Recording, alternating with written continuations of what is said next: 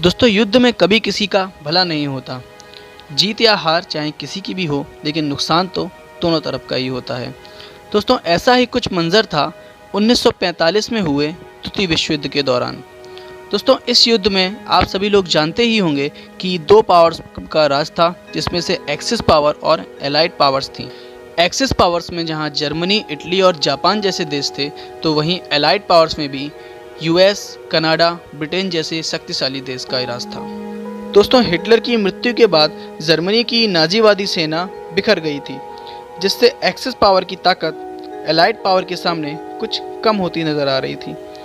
हालांकि axis power में अभी भी जापान जैसा शक्तिशाली देश था, लेकिन जर्मनी की नाजीवादी सेना में फूट के कारण जापान भी अकेला पड़ता दिखाई दे रहा था और उसकी भी ताकत समय के साथ साथ कुछ कम होती चली जा रही थी। जापान की ताकत लगातार कम होने के बावजूद भी जापान सरेंडर करने के लिए तैयार नहीं था। जापान के राजा हिरोहितो की जिद की वजह से जापान में काफ़ी जनहानि हो रही थी। दूसरी ओर अमेरिका को जापान को रोकने के लिए और वर्ल्ड वार 2 को ख़त्म करने के लिए कोई एक बड़ा कदम उठाना पड़ा और 16 जुलाई 1945 को अमेरिका परमाणु बम का सफल परीक्षण भी कर चुका था। वहीं दूसरी ओर जापान भी ऑपरेशन डाउनफॉल के नाम से अमेरिका पर एक बड़े हमले की साजिश कर रहा था। दोस्तों, जापान के इस हमले की भनक लगने के बाद अमेरिका के राष्ट्रपति हैरी ट्रूमैन ने जापान को चेतावनी दे दी थी कि जापान या तो आत्मसमर्पण करे या तत्काल पूरी तरीके से विनाश के लिए तैयार हो जाए। हम जापान के किसी भी शहर को हवा से ही मिटा देने में सक्षम हैं। दोस्तों, अमेरिका की चेतावनी के बाद जापान की ओर से कोई भी प्रतिक्रिया न मिलने के बाद अमेरिका ने जापान के ऊपर परमाणु बम गिराने की तैयारी कर ली।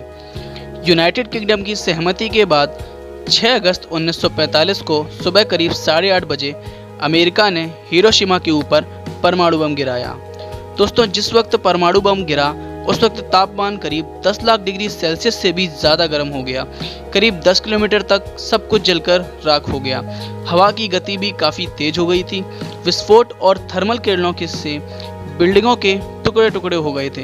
हिरोशिमा की आबादी उस वक्त करीब 3,50,000 थी, जिसमें करीब 40,000 जापानी सैनिक। लिटिल बॉय के नाम से जाना जाने वाला ये यूरेनियम हथियार को जब हिरोशिमा में गिराया गया तो इसकी क्षमता करीब 12.5 किलोटन TNT के बराबर थी। दोस्तों, US strategic bombing survey of 1946 में बताया गया है कि बम शहर के सेंटर से उत्तर पश्चिम में फटा था, जिसमें करीब 80,000 लोग मारे गए और बहुत से लोग घायल हो गए। दोस्तों, इससे पहले जापान को समझ पाता, हिरोशिमा पर हमला करने के 3 दिन बाद यानी 9 अगस्त को करीब 11 बजे नागासाकी पर दूसरा एटॉमिक बम गिराया गया। दोस्तों, उस समय नागासाकी की आबादी करीब 2,70,000 थी और यहाँ गिरने वाले बम का नाम फैटमैन था, जो एक प्लूटोनियम बम था और वहाँ करीब 22 किलो TNT के बराबर विस्फोट हुआ था। दोस्तों, इस हमले में करीब 40,000 से ज़्यादा लोगों की जान गई थी और कई लोग घायल भी हो गए थे। हालांकि दोस्तों, दूसरा बम प्लान के हिसाब से जापान के औद्योगिक शहर कोकुरा में गिराना था, लेकिन मौसम खराब होने और एयरक्राफ्ट के ईंधन कम होने की वजह से नागासाकी पर ही गिराना पड़ा और इस तरह 2 परमाणु बम गिराने के बाद जापान के राजा हिरोहितो ने 14 अगस्त 1945 को अमेरिका के सामने सरेंडर कर दिया। और कहा जाता है दोस्तों कि जापान अगर अभी सरेंडर नहीं करता तो 6 और 9 अगस्त के बाद भी 19 अगस्त को अमेरिका एक और परमाणु बम गिराने की तैयारी में था। दोस्तों, अब आप सभी लोगों को बताते हैं कि हिरोशिमा और नागासाकी में बम गिरने के बाद वहाँ के क्या हालात थे। दोस्तों, परमाणु बम के फटने के बाद हिरोशिमा और नागासाकी का मंजर देखने लायक भी नहीं था। विस्फोट और बहुत ज़्यादा टेम्परेचर की वजह से वहाँ के लोगों के शरीर की स्किन पूरी तरीके से जल गई थी। पेड़ पौधे भी पूरी तरीके से जल गए थे और सूख कर राख हो गए थे। दोस्तों, हिरोशिमा और नागासाकी में जगह जगह आग लगी हुई थी। विस्फोट के थोड़ी ही देर बाद काली बारिश स्टार्ट हो गई थी, जिसमें रेडियो एक्टिव तत्व मौजूद थे। धमाके के बाद पूरे शहर में कई रंगों में गंदे, भूरे और काले रंग के बादल छाए हुए थे।